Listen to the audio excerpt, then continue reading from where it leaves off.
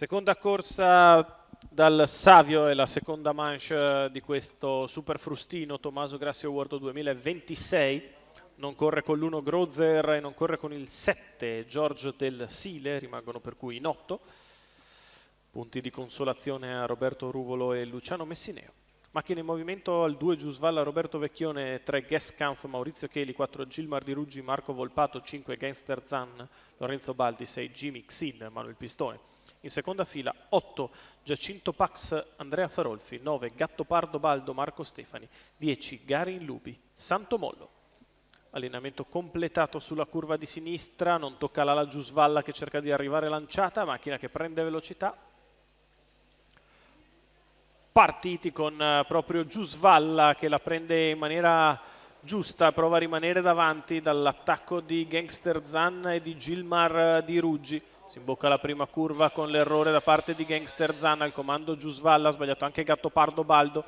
Giusvalla in difficoltà sulla prima curva. Numero 9 Gattopardo Baldo squalificato. Prova al suo esterno Gilmar Di Ruggi, poi in corda c'è Gesskampf, quindi Garin Lubi. Passata la prima curva Roberto Vecchione può raddrizzare Giusvalla che è al comando, all'esterno Gilmar Di Ruggi, in corda Gesskampf, quindi Garin Lubi, poi Giacinto Pax alla retroguardia Jimmy Xin. 400 metri iniziali in 32 per la battistrada che guida sempre nei confronti di Gesskampf che segue secondo alla corda, allo scoperto viaggia come da caratteristiche Gilmar Di Ruggi, poi Garin Lubi è andato a fare la seconda pariglia anticipando le mosse di Giacinto Pax che sembra voler muovere in terza ruota il passaggio sotto alle tribune. Giusvalla continua in vantaggio su Gilmar Di Ruggi e Gesskampf al completamento degli 800 metri in 1-1-3. Roberto Vecchione che continua a comandare il tempo della corsa.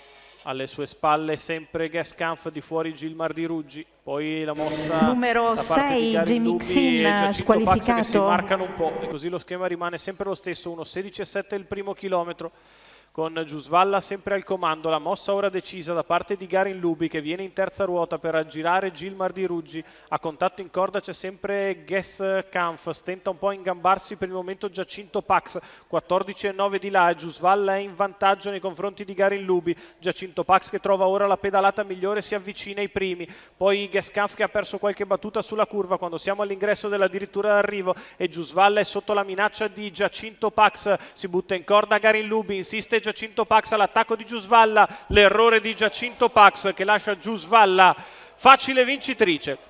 Giacinto Pax ancora una volta in errore in retta d'arrivo, al secondo posto finisce Garin Lubi, al terzo Gesskampf, 1:15,9, successo di Giusvalla, Roberto Vecchione, Ettore Vairani, Edi Goga Training, i colori della scuderia Robertone, vince la figlia di Nadal Sheba in percorso di testa, soffre sotto l'attacco di Giacinto Pax che però ancora una volta sbaglia in zona proibita e così il secondo va al numero 10 di Garin Lubi con Santo Mollo, al terzo il 3 di Gesskampf con Maurizio Cheli.